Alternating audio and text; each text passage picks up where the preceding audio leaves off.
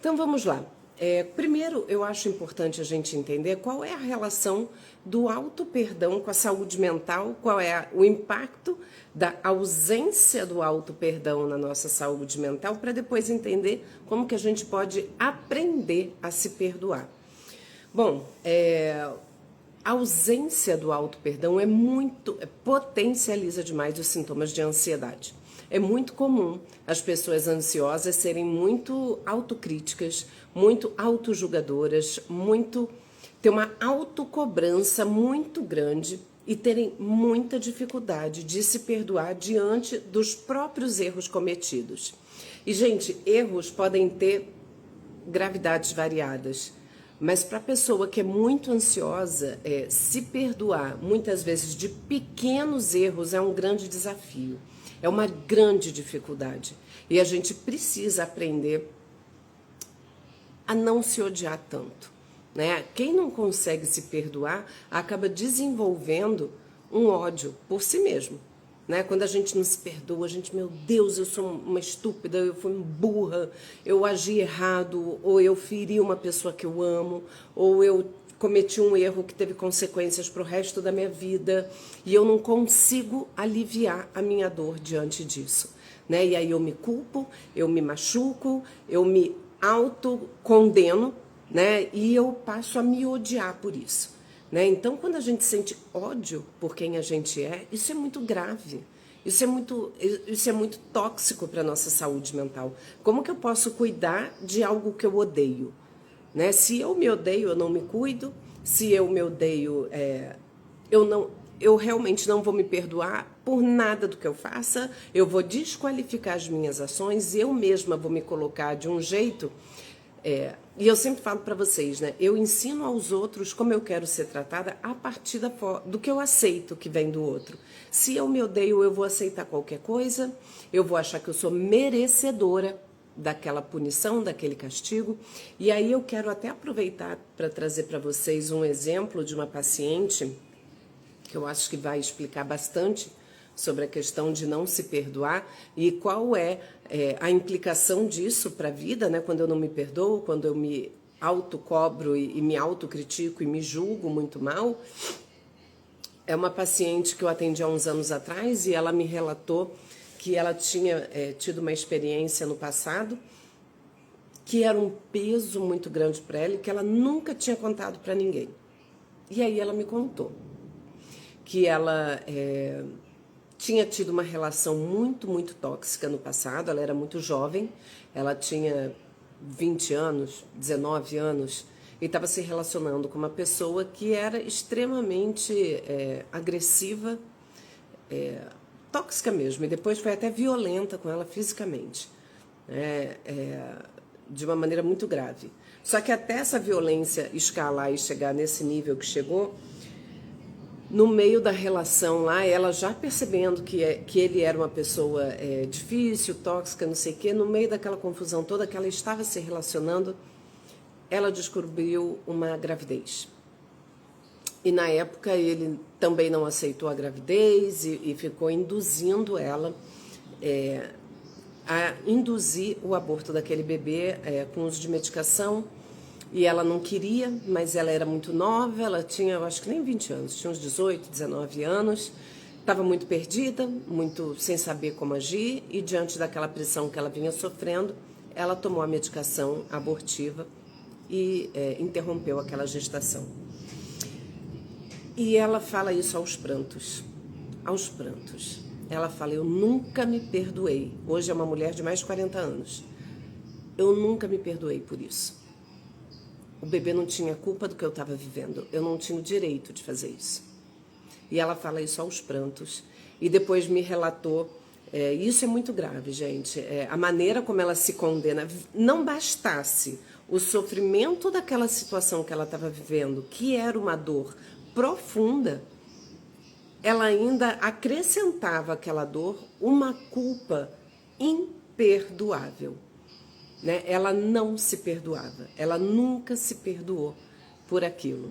Né? E aí, olha que coisa cruel, porém interessante para eu exemplificar para vocês. Depois daquilo, ela acabou passando por muitos problemas financeiros, muitos problemas financeiros, e passou muita necessidade, assim, ela chegou a passar fome, né, assim, a sentir fome. Ela não era uma pessoa, ela fazia faculdade, mas ela estava numa condição que ela tinha que se sustentar, meu Deus. Ela não estava dando conta de se sustentar bem, e ela disse assim, de ter dia que ela tinha dinheiro para fazer uma refeição só. E ela disse que ela achava que ela merecia viver aquele sofrimento pelo que ela tinha feito, pelo erro que ela cometeu. Ela se deixava castigar daquela forma. Porque eu falei, por que você não pediu ajuda na época, até para familiares e etc. E ela falou, porque eu achava que eu merecia sofrer. Eu merecia passar por aquilo que eu estava passando, que era muito difícil. Nossa, gente, desculpem, mas tá um horror, tá armando um temporal aqui. Bateu porta.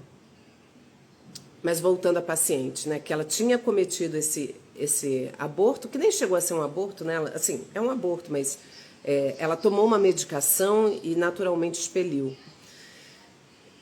Não teve que fazer curetagem, nada disso. Mas depois que ela começou a passar por esse problema financeiro grave, que ela chegou a passar necessidade, ela achava que ela merecia aquele sofrimento. Ela falou que muitas vezes ela ia ir dormir com fome e ela achava que ela merecia passar por aquilo. Então ela ficou assim se torturando e se autoflagelando e se castigando além da conta por aquele erro que ela não conseguia se perdoar e que ela não se perdoa até hoje. Iniciamos agora esse processo, né, a partir do que ela pôde trazer para a terapia e poder falar aquilo que para ela era indizível, era da ordem do eu não posso contar para ninguém esse pecado grave que eu cometi na minha vida, né? E não falo nem pecado no valor religioso da coisa, mas pecado no sentido ético e moral para ela, né? Ela tinha uma dor profunda. Hoje ela já é uma mulher adulta, teve 2 filhos e seguiu a vida dela, né? Se livrou daquela pessoa, né? Foi um livramento mesmo, porque ela quase foi morta pela pessoa. Foi uma situação muito grave. E mesmo ela tendo passado por toda essa dor, ela não se perdoa. Olha que coisa grave. Olha como que a falta de auto-perdão impacta a saúde mental, impacta a qualidade de vida, impacta tudo na vida. Né? Um erro que ela considera imperdoável, cometido há mais de 20 anos atrás, faz ela sofrer até hoje. Não bastasse o que ela viveu, que já era uma dor grande o suficiente, ela ainda passou por um monte de outros problemas financeiros e tal. Hoje é uma pessoa bem-sucedida, mas na época passou muito problema financeiro e tudo. E como é que pode, né? Como é que pode arrastar essa dor ao longo da vida? Essa dor do imperdoável, essa dor de nunca deveria ter feito isso e querer voltar no passado. Como ela não pode voltar para reparar um erro, porque tem erros que a gente comete que a gente consegue reparar. Tem outros que são cometidos e não tem mais o que fazer. Não tem como voltar à história. E aí o que ela faz para lidar com essa dor é se castigar, se sujeitar a viver situações difíceis, duras, doloridas e achar que merecia. Merecia dormir se sentindo mal daquele jeito, porque ela tinha cometido esse erro. Então, quando eu falo para vocês sobre auto-perdão, é disso que eu estou falando. Gente, como é que você não vai se perdoar?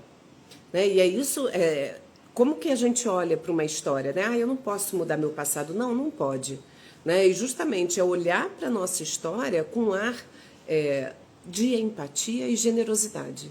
Que talvez você olhasse para uma amiga que estivesse passando pela mesma situação, mas que você não é capaz de olhar para si mesma com esse acolhimento. Né? Se alguém te conta uma história dessa, você fala, mas coitada, ela estava numa situação de fragilidade, ela estava vivendo com uma pessoa extremamente tóxica, ela era muito jovem, ela não tinha condição financeira. A gente entende um contexto que foi um terreno fértil para ela cometer o que ela considera um erro sem perdão. Mas hoje, que a pessoa está bem, está estabilizada, teve 2 filhos, está bem financeiramente, ela olha para trás e fala, eu nunca devia ter feito isso. mas ela não teria feito isso com as condições que ela tem agora, né? É pensar que como que ela levaria aquela gestação adiante naquele momento da vida dela? Como que ela pode olhar para aquela época da vida dela e não se perdoar? O que ela vive hoje, com o olhar que ela tem hoje, foi construído a partir, inclusive, desses erros vividos, né? É muito confortável a gente hoje estar numa posição e, de repente, olhar para trás para algum erro cometido e falar, eu jamais faria isso. Claro, né? Hoje eu estou aqui de um outro lugar, numa outra condição, com maturidade, com conforto emocional, psicológico, financeiro, e aí eu posso avaliar o que eu passei com muita clareza. O difícil é quando a gente está passando, né? Então, quando a gente fala de auto-perdão, é poder... Um dos passos para a gente conseguir praticar o auto-perdão é poder entender um pouco o contexto daquela situação que a gente viveu, né? Como que aquilo se deu. Eu trouxe um exemplo de uma situação grave, mas a gente pode pensar em situações até menos graves, mas que repercutem na nossa vida, né? E eu acho que uma outra questão que a gente tem que lidar com auto-perdão é, primeiro, não minimizar o nosso erro no sentido, isso é bobagem. Não, não é bobagem. Tem erros que não são bobagens. Tem erros que geram consequências, que interrompem relacionamentos, que a gente magoa pessoas que a gente ama, que a gente, às vezes, acaba com uma amizade de anos por algo que a gente falou, fez, aí a gente se arrepende. A gente pode... E uma maneira de olhar para esse erro de uma maneira muito honesta, né, e isso faz parte do auto-perdão, é não minimizar esse erro, mas olhar para ele de uma maneira muito honesta, muito clara e muito acolhedora, entendendo o que aconteceu, entendendo que o nosso erro teve consequências, então a gente não tem como anular as consequências das nossas ações, né? A gente planta e a gente colhe, né? Tem até um quadro do Diego, que é um ator, que ele fala, que ele faz um pai, né? Que ele sempre fala, tudo ações e consequências. As nossas ações têm consequências, é um fato, né? Então, se a gente erra, a gente vai ter consequências daquele erro. A gente não tem como apagar as consequências, mas a gente tem que sustentar isso, né? Entender que aquilo aconteceu, olhar para esse erro da maneira mais honesta que a gente puder e acolher isso, né? Arcar com a responsabilidade daquelas consequências, né? Se isso, por exemplo, significar o rompimento de uma relação, sei lá, você está num relacionamento de uma pessoa que você ama e de repente você trai, sei lá, deu uma ziquezira aí na tua cabeça, você fez a besteira de trair, a pessoa que você ama descobre e não te perdoa. Isso pode acontecer. Isso pode acontecer. E aí você pode se arrepender profundamente, pedir 1000 perdões, mas a pessoa tem o direito ou não de te perdoar. Só que você, depois que faz a sua parte de tentar reparar o erro, é sustentar as consequências do teu erro, né? Lidar com elas, respeitando às vezes o posicionamento da pessoa ferida, né? De entender, olha, eu já pedi desculpas, eu sei que eu errei, eu estou profundamente arrependida, mas mais do que isso, muitas vezes não tem o que fazer.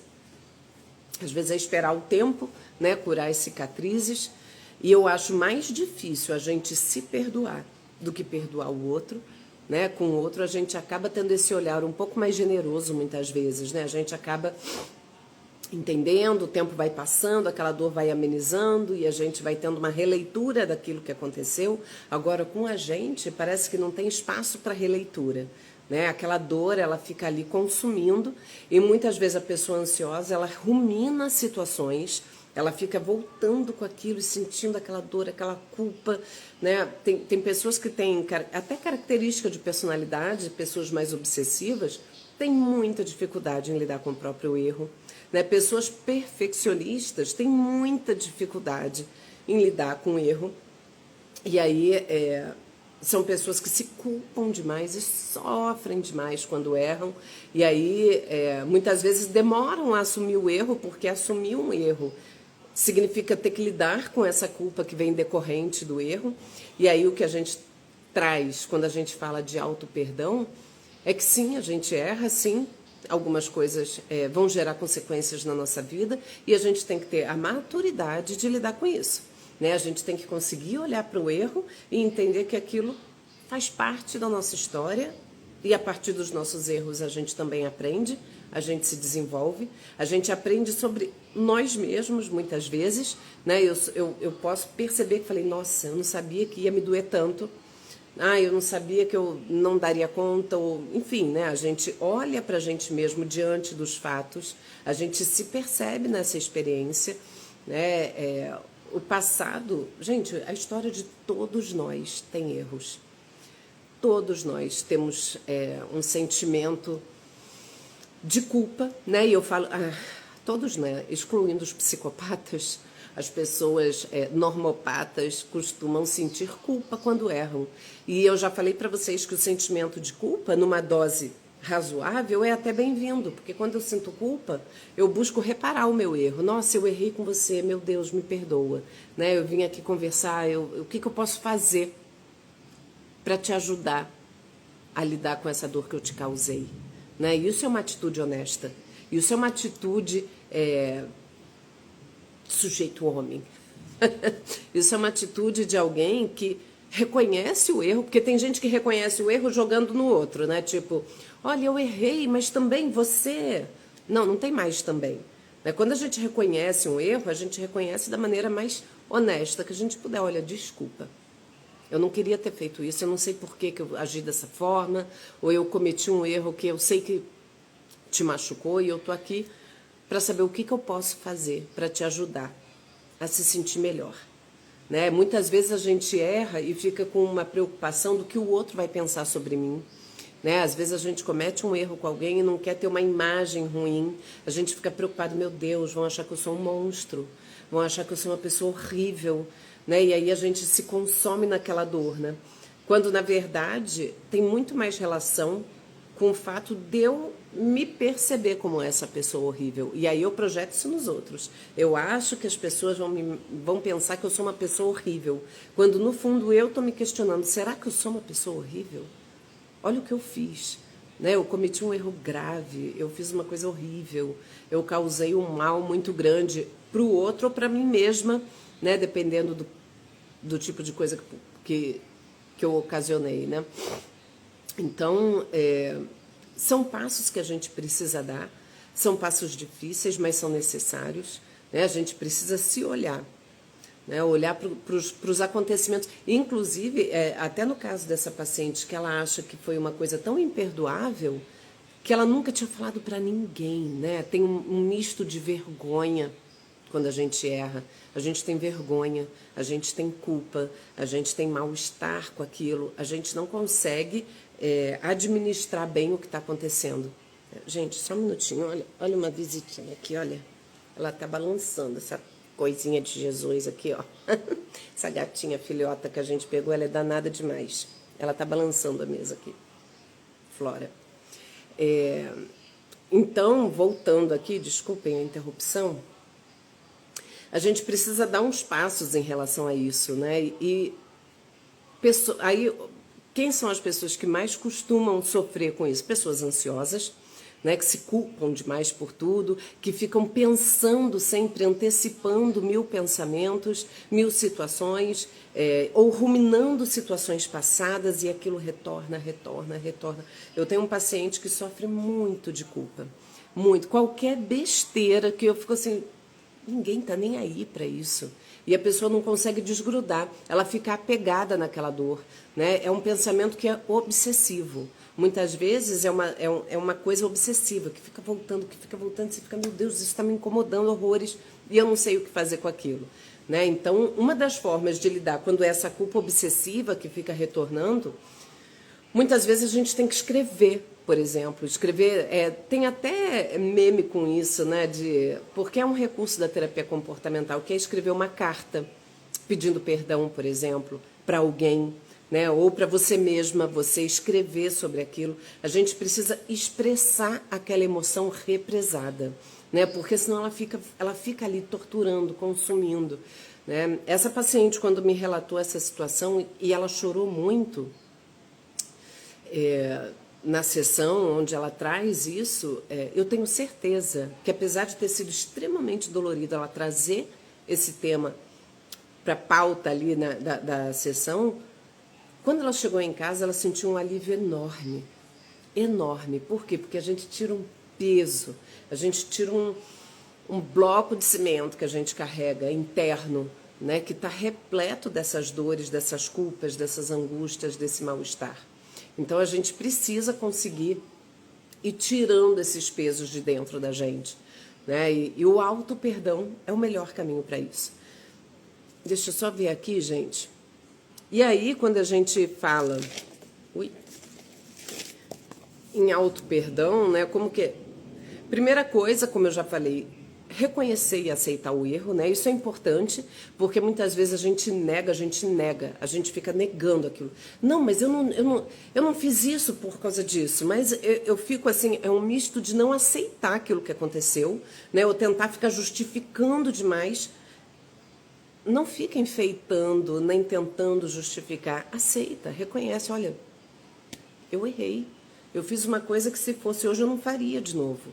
Né? Eu fiz uma coisa que está me gerando um sofrimento tão grande que eu queria não ter feito. Eu preferia não ter feito. Às vezes o mal que a gente causa para o outro que é tão grande, a gente prefere trocar de lugar. Eu preferia que você tivesse me tratado assim do que se eu tivesse te causado isso. Eu preferia estar sendo a vítima dessa dor do que o causador dela. Né? Porque causar dor em alguém é muito ruim. É muito ruim quando é uma pessoa que é relevante, né, gente? Óbvio. Aliás, eu acho que para qualquer pessoa, né? Gente, a gata tá aqui futucando. Para qualquer pessoa, causar dor no outro não é uma coisa agradável. Mas quando é uma pessoa que a gente ama, a gente não quer de jeito nenhum, né? Então, encarar teu erro, reconhecer esse erro, né? Aceitar que a gente erra, todo mundo erra, só não erra quem? Quem é perfeito. Ou seja, ninguém, né? Quem é perfeito? Né? O perfeccionista que tem o desejo da perfeição tem muita dificuldade em lidar com o erro, muita dificuldade. Né? E muitas vezes entra nessa negação, no querer apagar o que aconteceu, em querer... Não tem jeito, gente. Acolhe, aceita, olha para isso e pensa, e agora, né? O que eu faço com isso? Eu vou, no mínimo, aceitar as consequências desse erro, né? Porque toda ação tem consequências. Eu vou acolher isso em mim, vou tentar reparar isso de alguma forma, vou fazer o que tiver ao meu alcance. E é o que tem para ser feito. Né? Um segundo ponto super importante é entender as motivações do erro, né? Porque muitas vezes é isso que eu estava dizendo, a gente se julga muito terrivelmente, mas com o olhar que a gente tem hoje, por uma coisa que aconteceu lá atrás. Então é muito fácil a gente recontar uma história que já foi contada. Né? É muito fácil a gente apontar, olha só, sinais evidentes que estava tudo errado. Tinham sinais claros. É muito fácil diagnosticar quem já tem diagnóstico. É muito fácil. Né? A pessoa já chega diagnosticada e a gente, mas é isso, né? Por isso. Claro. Aí fica muito fácil. O difícil é achar, né? É chegar ali, né? Então, entender essas motivações, entender as circunstâncias que te levaram a cometer aquele erro, entender o teu contexto, entender a cabeça que você tinha naquela época, entender os recursos que você tinha, né? Quando depois que a gente passa, né? Gente, a gata tá aqui. Gente, a bichinha é uma atentada e ela fica balançando o tripé. Entender o teu contexto te faz olhar com um pouco mais de acolhimento, sabe? Gente, eu não tinha maturidade, eu não tinha a condição que eu tenho hoje, eu não tinha recursos emocionais, psicológicos, seja o que for, né? Um terceiro passo é aprender com os erros, né? Isso parece clichê, mas é o caminho necessário. A gente olhar, quem nunca aprendeu com erro?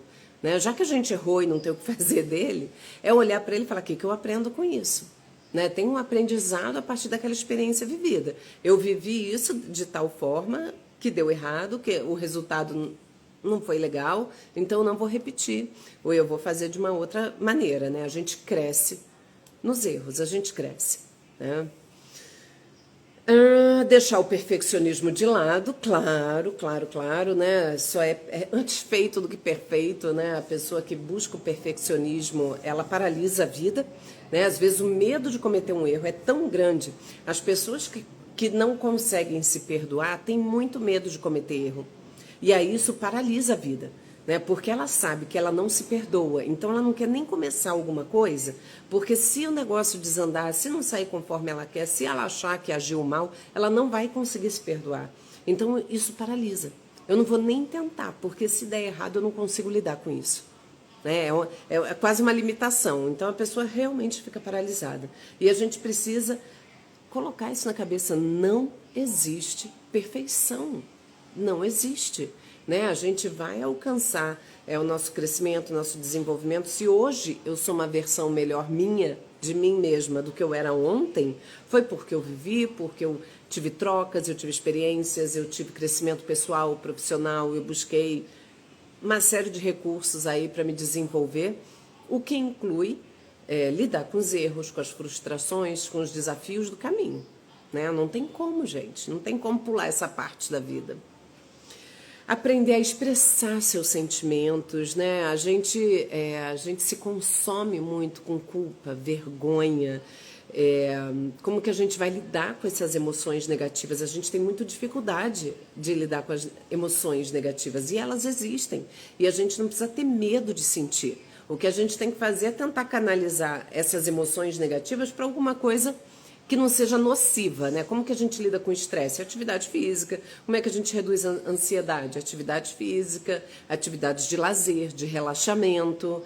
Tem gente que expressa emoções na arte, que escreve lindamente, que faz música, que pinta, que aquilo vai como uma explosão.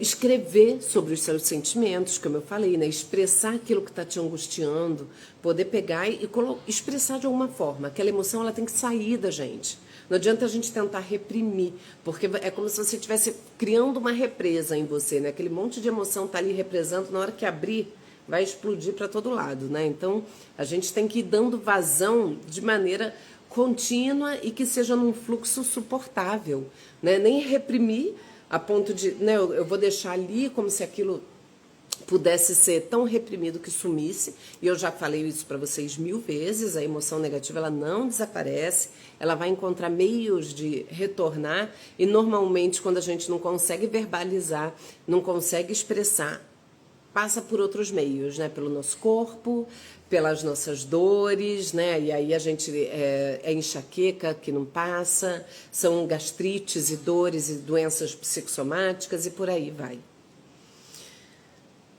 Aprenda a se tratar com bondade, com generosidade, com compaixão, com gentileza. A gente tem que ser gentil com a gente mesmo, né? A gente se olhar no espelho e se acolher e se entender, né? E entender a nossa história. A gente tem generosidade quando a gente ouve a história de outra pessoa. Por que com a gente vai ser diferente? Né? Por que eu não sou generosa comigo? Por que eu não entendo que eu também tive minha história, que eu também tive as minhas dores, que eu também tenho as minhas falhas, as minhas carências, os meus defeitos, enfim. Então, a gente se olhar com esse carinho, com esse acolhimento é fundamental. E, obviamente, buscar apoio profissional. Se você está com dores que são realmente... que você não está conseguindo lidar sozinho, não tem que forçar, né, de tentar lidar com isso de qualquer maneira. Não, procura ajuda. Né? Fazer terapia, gente, é tão importante, que é exatamente poder juntar isso tudo, né? Poder ressignificar aquilo que aconteceu, poder olhar para aquele erro de uma maneira... a tirar um aprendizado dele, é poder olhar para frente com mais otimismo, né? É poder tirar esse peso que a gente carrega nas costas e soltar, conseguir caminhar com mais leveza, porque a gente faz força, né? Quando a gente vai carregando muitos pesos, muitas histórias vividas, muita culpa. Gente, a culpa, ela machuca, a gente precisa parar de se odiar.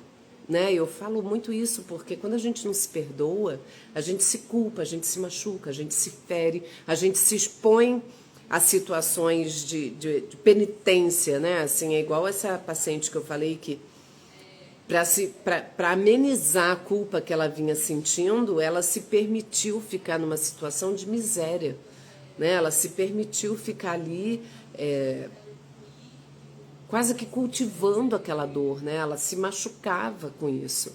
Então, e muitas pessoas fazem isso de muitas formas diferentes.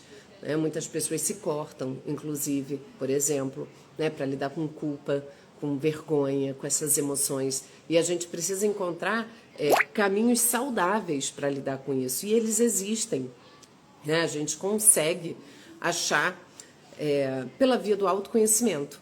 Né? Quando eu me conheço, quando eu olho para mim, quando eu consigo entender as minhas emoções, as minhas vivências, as minhas experiências, eu consigo ter mais generosidade e consigo me culpar menos pelos eventos da vida.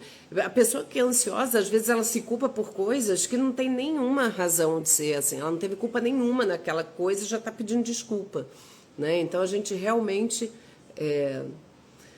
tem que se olhar com mais amor. Né? Gente, eu vou abrir, já vou ativar... Ai, meu Deus, peraí. Como é que eu vou ativar os comentários? Será que mudou? Peraí. Eu quero tentar ativar para liberar vocês para os comentários, gente. Engraçado, não tá aqui. Onde que eu vou desativar? eu desativei, mas eu não tô aqui. Meu Deus, gente, vocês estão presos aí para... Ah, consegui. Eu tava apertando, o negócio não tava abrindo do jeito que tinha que abrir. Liberei vocês da prisão dos comentários. Podem fazer perguntas, comentários. Hoje eu queria que a gente interagisse até mais, né? Que vocês fizessem mais perguntas do que propriamente eu expor. Oi, Edna, boa noite. Boa noite, Aninha. Me falem se vocês entenderam o que eu expus, se ficou alguma dúvida, se querem alguma orientação. Boa noite, Flávia. Liberei vocês do castigo ali, de ficar preso nos comentários. Porque se entram os comentários no meio da fala, gente, eu me perco do que eu tô falando, né? Então, eu prefiro falar e depois abrir. Mas perguntem se ficou alguma dúvida. Oi, Aurora, boa noite. Tem umas carinhas novas por aqui. Algumas pessoas vêm sempre. Sandra, boa noite. Vocês conseguiram entender, vocês chegaram no início, conseguiram pegar o que eu estava falando sobre a questão do auto-perdão, da culpa, de como que isso impacta, né, a nossa vida e de que forma a gente pode trazer mais leveza. Boa noite, eu entendi bem como sempre. Que bom, Edna, que bom que ficou claro para você. Eu sempre fico com essa questão, né, será que eu fui clara, será que vocês conseguiram entender bem? Mas, esperar só mais 2 minutinhos. Se alguém tiver alguma pergunta, quiser fazer algum comentário. Gente, tá uma chuva aqui. Claudina? Boa noite. Mas perguntem, vocês estão me dando boa noite? Boa noite. Existe alguma meditação específica para isso, Cida? Cida, a meditação ela ajuda, né? Ela ajuda a acalmar a mente, né? A meditação ela traz um estado de relaxamento que é importante, né? A partir da meditação, e até engraçado, hoje eu estava conversando com uma paciente minha que é bem católica e ela está rezando o rosário, como esse processo da quaresma e tal. E eu falei para ela, rezar um rosário é um processo meditativo. Você fica ali com o terço na mão, rezar o terço, né? Qualquer reza, você fica ali rezando, repetindo como se fosse um mantra, né? E é claro que isso traz um bem-estar depois. É um estado meditativo que você fica, né? E aí a meditação, ela traz um relaxamento, ela traz uma sensação de bem-estar. E isso ajuda, né? Agora, ajuda no sentido de fazer você ser uma pessoa mais relaxada, menos tensa, e isso vai acabar impactando. Agora, especialmente em relação ao auto-perdão, não vejo muita relação direta. Sandra, infelizmente não, cheguei agora. Ah, Sandra, pergunta então se você tiver alguma questão, porque eu já expus sobre o tema. Flávia, boa noite, muita reflexão por aqui, obrigada, que bom, Flávia. Luciana, como é difícil aprender com erro, como tirar uma lição de algo que aconteceu, ainda mais quando é algo ruim. Pois é, Luciana, não é fácil, né? Não é fácil, mas a gente entender que algumas coisas acontecem e não tem o que fazer, né? Aliás, coisas ruins acontecem até às vezes sem que a gente tenha nenhuma relação com isso. E a gente pode sempre tirar algum aprendizado. Eu acho que quando a gente erra, e às vezes é difícil, tá, gente? Desde situações graves, como a que eu citei quando eu estava expondo, até uma situação não tão grave, mas, por exemplo, eu cometi um erro há uns 3, 4 anos atrás, se eu não me engano.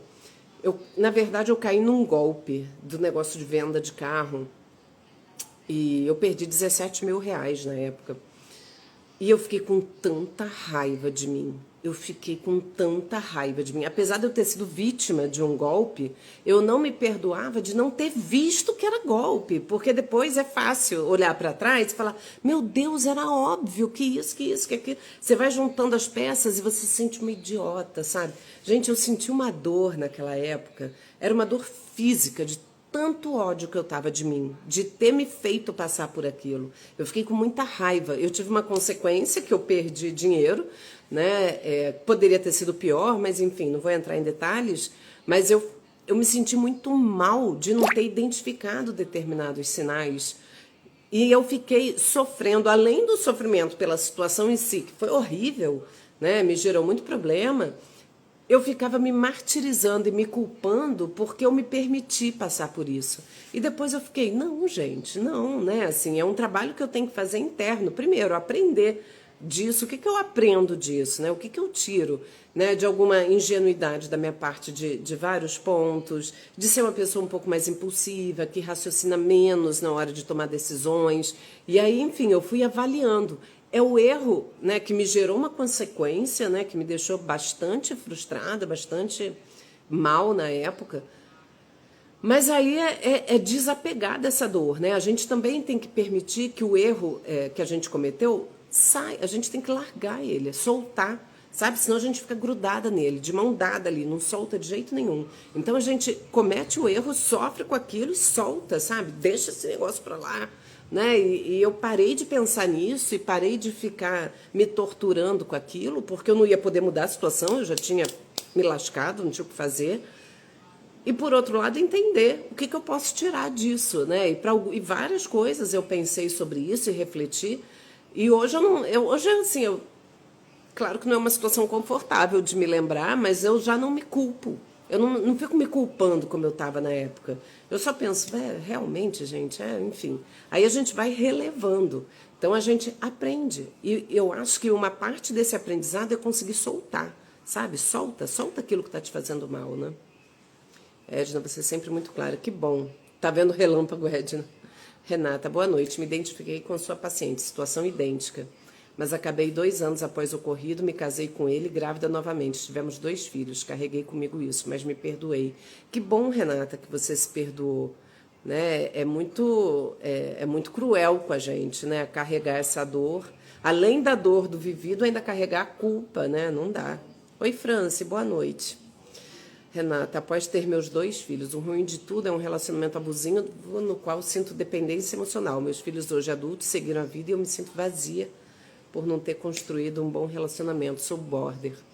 Renata, a pessoa que é border, né, que tem o transtorno de personalidade borderline, tem essa questão do relacionamento como um grande complicador na vida, né? A maneira de se relacionar é sempre via dependência emocional, né? Acaba entrando em relações abusivas porque acaba tendo uma dependência emocional e isso te faz mais vulnerável para esse tipo de pessoa, né? Isso é péssimo.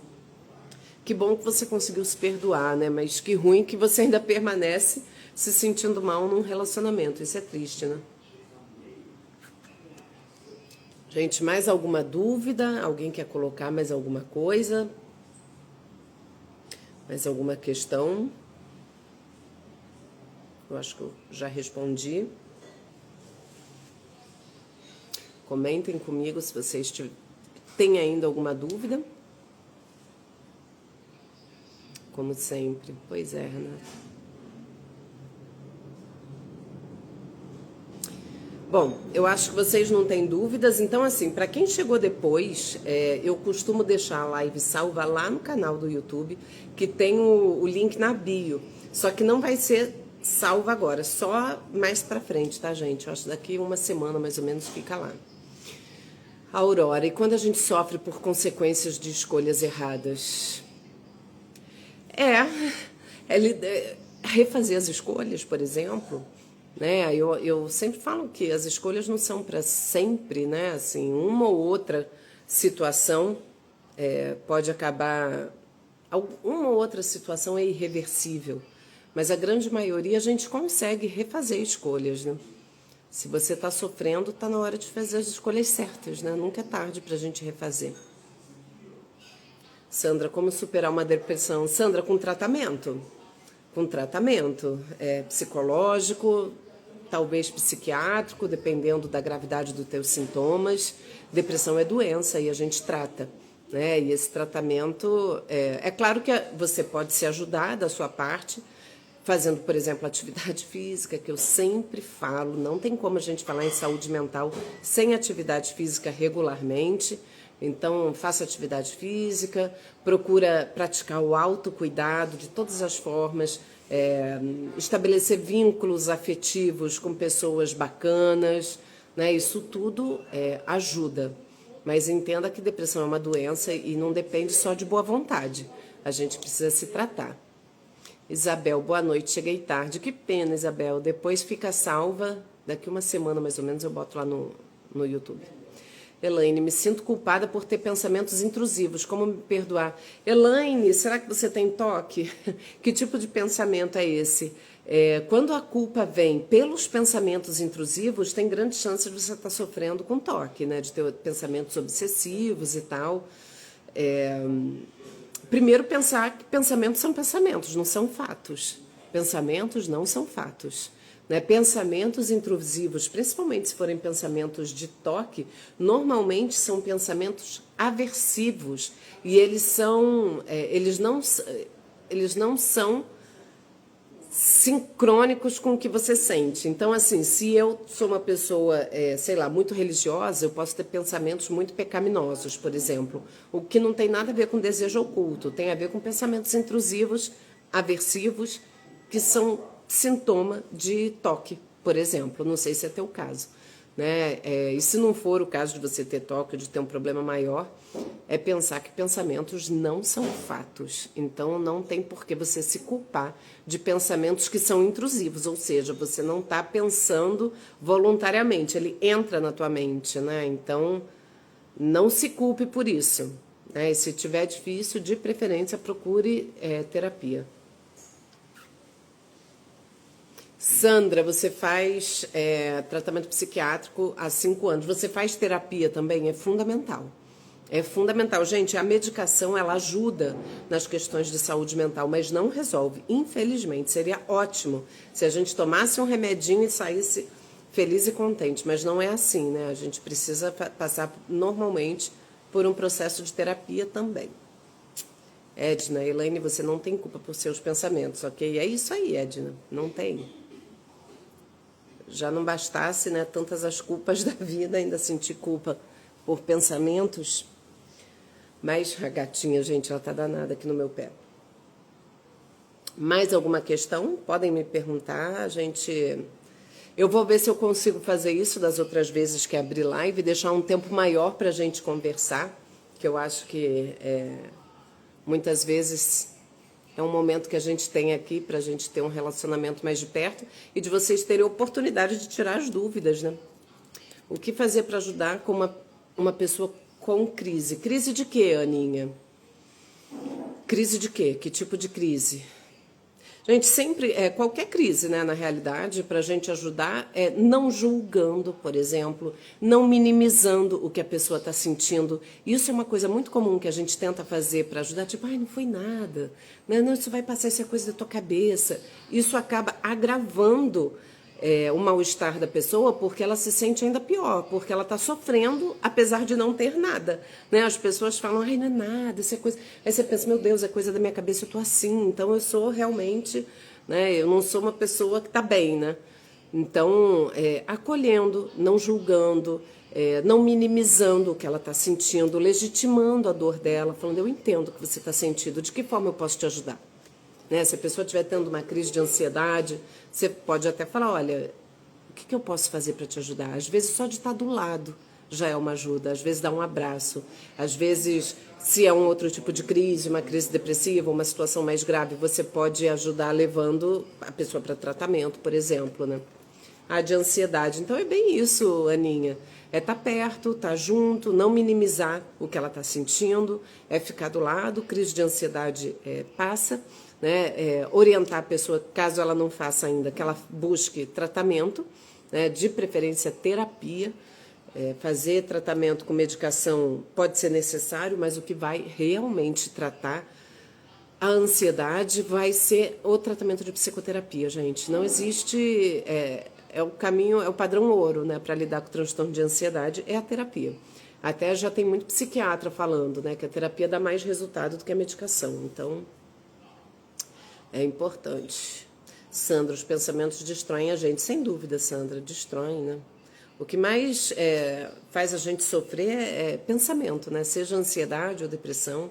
É muito mais o sofrimento gerado por pensamentos do que por situações de fato. É o que a gente dispara com o nosso pensamento, né? Então é terrível. Edna, tem uma colega de turma que gosta de fazer trabalho sozinha. O que pode ser? Pode ser nada, Edna. Pode ser só o que ela gosta mesmo. Pode ser tanta coisa, pode ser nada. A gente tem que tomar cuidado para não diagnosticar todos os comportamentos, né? Às vezes é só uma pessoa que prefere trabalhar sozinha. Lidar com pessoas não é fácil, né? E às vezes o trabalho em equipe não é tão fácil assim, né? Então, talvez ela prefira. Você pode tirar essa dúvida perguntando. Fulana, eu percebo que você prefere fazer trabalho sozinha. Tem alguma questão? Posso te ajudar de alguma forma? Né? Pode ser muita coisa e pode ser nada. Elaine, obrigada, de nada, querida. Sandra, perco noite de sono por pensamentos ruins. Pois é, Sandra, isso aí são os pensamentos ansiosos ou negativos, até da depressão, né?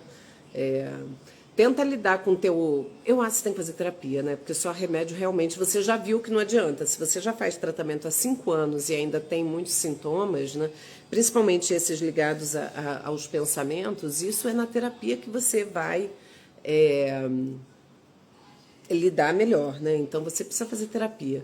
E à noite, tenta meditar, né? Seja essa prática de meditação a que você melhor se adapta, né? Como eu falei, eu tenho uma paciente que ela está fazendo rosário e às vezes ela reza o terço também e eu falei para ela, é uma prática meditativa, porque ela fica ali repetindo e rezando e aquilo vai deixando ela mais relaxada e calma, né? Esse bem-estar que vem da reza vem dessa mesma ideia da meditação, que é você ancorar teu pensamento, conseguir o mantra de uma meditação, porque a gente ancora o pensamento numa coisa e aí ele para devagar e pensando em coisas ruins.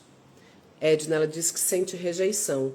Então, convida ela para fazer com você, falando... Né? Se esse é o problema dela se sentir rejeitada, você fala, não, eu faço questão, eu vou gostar de fazer o trabalho com você, a gente pode experimentar, né? Talvez você possa demonstrar para ela que não tem por que ela temer, né? Esse tipo de coisa. Sandra, tenho muita dificuldade de falar. Sim, talvez isso seja uma das causas do teu adoecimento mesmo, né? Uma dificuldade de falar daquilo que você sente, né? Infelizmente, muitas pessoas têm dificuldade de falar, até porque muitas vezes na vida a gente se depara com pessoas que não são capazes de nos ouvir, né? Muitas vezes a gente não foi ouvida até na infância, por exemplo, quando você vai falar alguma coisa e você não é ouvida, não tem lugar, não tem... A gente acaba não desenvolvendo essa capacidade, né?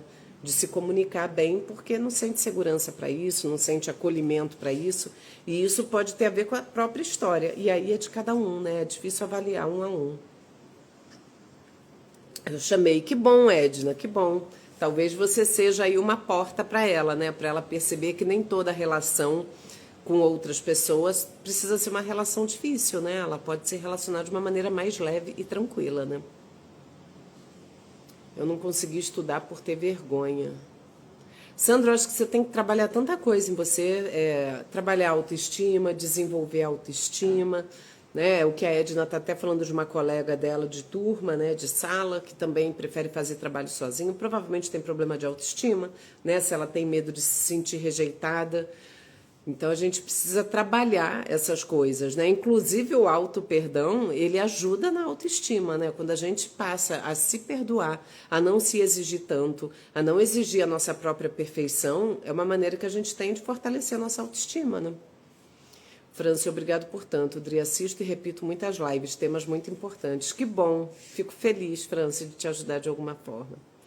Cida, falar é difícil mesmo. A maioria das pessoas preferem julgar do que ter empatia. Sim, a gente julga muito a vida do outro, né? Isso aí é... Eu acho que a gente muitas vezes julga o outro porque a gente projeta no outro questões que são nossas também, né? Às vezes a gente fala da vida do outro porque é mais fácil apontar o erro do outro do que lidar com o nosso próprio erro. Quando eu fico me ocupando de apontar a vida do outro, eu me distraio das minhas próprias preocupações e fracassos, né? Isabel, julgar é muito difícil, nunca se sabe a história e o que vai dentro de cada um. Exatamente, Isabel, a gente tem esse bom senso, né? Aurora, Adriana, estou com depressão e tenho dificuldade de acordar cedo, pois não é sempre que durmo bem. Sim, você está tratando, Aurora, da tua depressão, isso é bem importante. Se você estiver medicada, às vezes a medicação também atrapalha essa questão do acordar, né? E aí, às vezes, tem até que rever os horários de tomar o remédio para poder acordar melhor, por exemplo. Sandra, por timidez não consigo ir em aniversários. Sandra, você se isola. E aí, outra coisa, gente, para nossa saúde mental, o isolamento é terrível. É terrível. Para qualquer adoecimento psíquico, quanto mais a gente se isola, pior a gente se sente, mais grave ficam os nossos sintomas. Eu sempre falo isso para vocês, qual é a punição de um preso no presídio? Quando ele faz alguma coisa errada, ele é jogado numa solitária. Ele fica solitário, ele fica preso sozinho olhando para as paredes, porque isso é enlouquecedor, né? Isso faz muito mal para a nossa saúde mental, você ficar ali sem contato humano. Né? Então, quando a gente não está bem, seja deprimido, ansioso, a gente tem essa vontade de ficar quietinho no nosso cantinho, mas na verdade isso agrava os nossos sintomas de adoecimento. Então, a gente tem que procurar se relacionar. A gente tem que fazer uma força para estar em relação com pessoas. Franci, eu me procrastino muito, eu sei que preciso muito fazer terapia, tenho depressão, TAG, sou muito fechada, preciso fazer terapia urgente. Verdade, Franci, precisa sim. Não deixe de procurar. Sandra, passei 23 anos sem conseguir dormir, hoje tenho 48 anos. Você deve ter, por isso que você faz uso de medicação e tudo, né? Talvez além da depressão você possa ter até outras coisas, né? Ou até a depressão mesmo também altera muito o sono. Então, a gente realmente tem que se cuidar. Oi, Aline. Adriana, me dê sua opinião sobre a conduta do psiquiatra passar uma medicação nova e exigir que as sessões de terapia sejam suspensas seria correto? Gente, exigir que suspenda a terapia, nunca vi isso, Aline. Nunca vi isso. Isso não existe, gente. Assim, 99% dos psiquiatras indicam a terapia no primeiro atendimento. Inclusive, normalmente, o psiquiatra... Eu converso com o psiquiatra... até esqueci de mandar um laudo para uma paciente que pediu. Eu mando o laudo por escrito para o psiquiatra, porque essa conexão do psiquiatra com o psicólogo que atendem o paciente é fundamental. E, normalmente, o psicólogo ele tem mais contato com o paciente, né? São complementares, com certeza. E o psicólogo acompanha mais a rotina do paciente, consegue perceber nuances no comportamento do paciente que o psiquiatra, muitas vezes, por estar com menos tempo com o paciente, não vê. Então, é muito importante. Eu não concordo com isso, nunca vi isso, de verdade, nunca vi, principalmente com medicação nova, né? A terapia tem que estar ali, porque o psicólogo muitas vezes percebe a alteração no paciente que o próprio paciente não percebe. Eu canso de fazer isso com o meu paciente, né? Do tipo, nossa, tô achando que você está com a fala acelerada, ou eu tô achando determinada coisa, tô achando você sonolenta, o que está acontecendo, tá muito medicado. E aí a gente faz essa conexão, gente, pelo amor de Deus. Vivi, tenho um problema de ansiedade. Sandro, o psiquiatra manda eu fazer terapia. Claro, tem que fazer.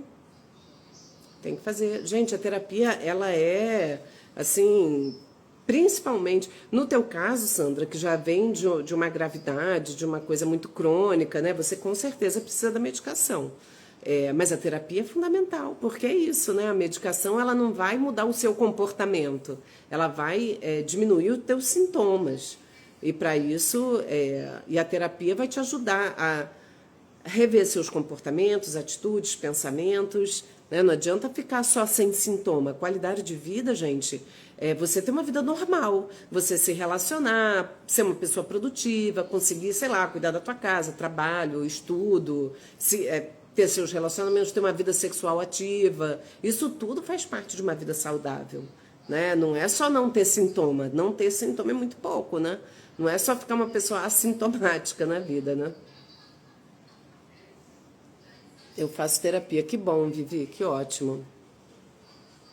Fazer terapia é super importante. Inclusive, eu faço terapia e não tenho sintomas, né? Há muitos anos que eu não tenho sintoma de nada. Eu faço porque é um momento que eu tenho de reflexão.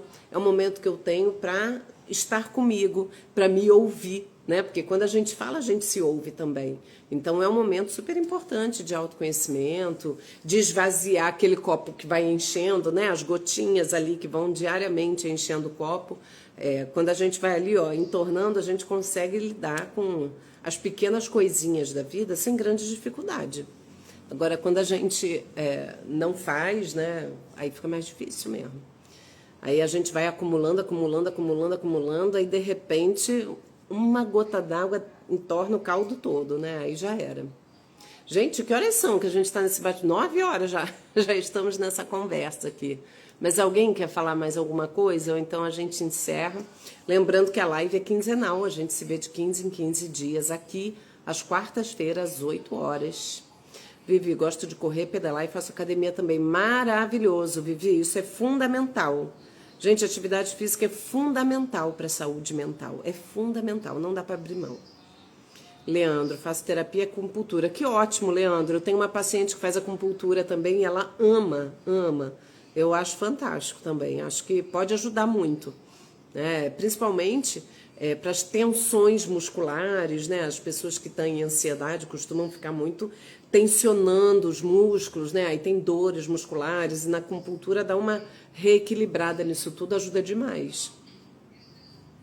Essa paciente que faz, ela adora. Ela faz terapia comigo já há bastante tempo, faz acupuntura e faz uso de medicação, já está no desmame, já está reduzindo, né? E isso é importante também, gente. Nem todo mundo, assim, boa parte das pessoas vão usar remédios psiquiátricos por um período, não é pela vida inteira, né? Vai usando e na medida em que vai fazendo terapia e vai conseguindo ressignificar um monte de coisa, vai aprendendo a lidar com as suas próprias emoções, sentimentos, pensamentos, aí ela consegue fazer o desmame da medicação.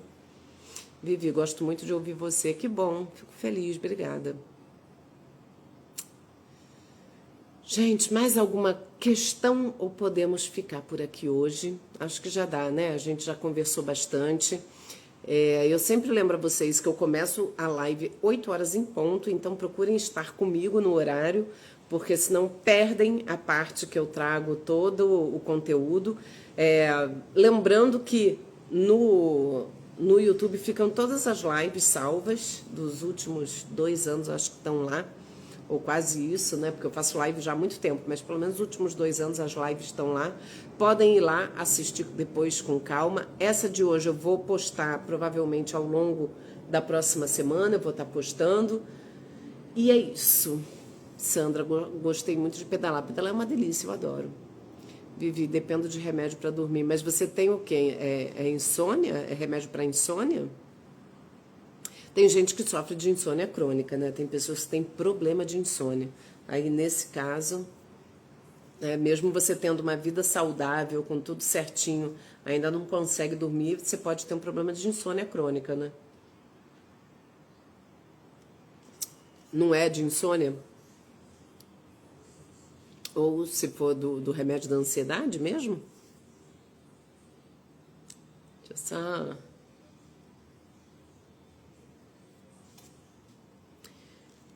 Gente, tem um delay aqui que sempre demora para aparecer para mim o que vocês falam. Aí Sempre dá um gapzinho. Ah, sim. Sim. Mas você faz terapia, né? Que você falou? Deixa eu voltar. Você faz terapia, né, Vivi? A tendência é que você vá melhorando. Gente, a ansiedade tem um bom prognóstico com terapia, com às vezes com uso de medicação, mas dá para se ver livre da ansiedade, de verdade. Falo isso como alguém que já teve muito problema com ansiedade e de alguém que acompanha pacientes ansiosos há mais de 20 anos. Então, sim, é possível viver uma vida completamente tranquila, sem ansiedade.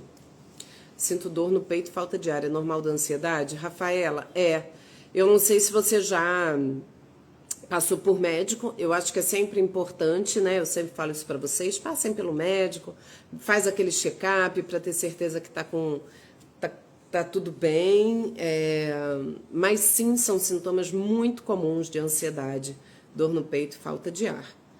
Infelizmente, né? Fico com medo de morrer. Gente, uma outra coisa que é importante, a crise de ansiedade é péssima, gera um mal-estar horroroso, mas não tem gravidade, no sentido de eu nunca vi ninguém morrer por uma crise de ansiedade. Isso não acontece, né? Apesar da gente sentir que vai ter uma coisa muito grave, a ansiedade em si, a ansiedade isolada, uma crise de ansiedade, não oferece um risco real para o corpo, tá? Então, se já passou e está tudo normal, é da ansiedade. Você não vai morrer, você tem que aprender a contornar esses sintomas, a manejar esses sintomas. E aí é uma outra live. Eu já falei bastante sobre isso, Rafaela, depois de dar uma stalkeada tanto no Instagram quanto lá no YouTube, que eu tenho vídeo que eu falo só de crise de ansiedade, de técnicas para contornar, para lidar. Mas acalma teu coração. Se você já passou pelo médico e está tudo bem, é da ansiedade mesmo, é um dos sintomas mais frequentes, mais comuns e realmente é um mal-estar terrível. Mas não se preocupe, que isso não é nada que vai te causar um mal físico, tá? Então tá, gente, vamos ficar por aqui hoje. Daqui 15 dias a gente se fala novamente, tá? A nossa live é sempre de quinzenal, às quartas-feiras, 8 horas da noite, tá? Então, para quem chega depois eu posto lá no YouTube, no canal do YouTube, acesse o link na bio e vai estar lá todas as lives passadas, tá bom? Beijo para vocês, obrigada pela companhia e bom fim de semana. Beijo, beijo.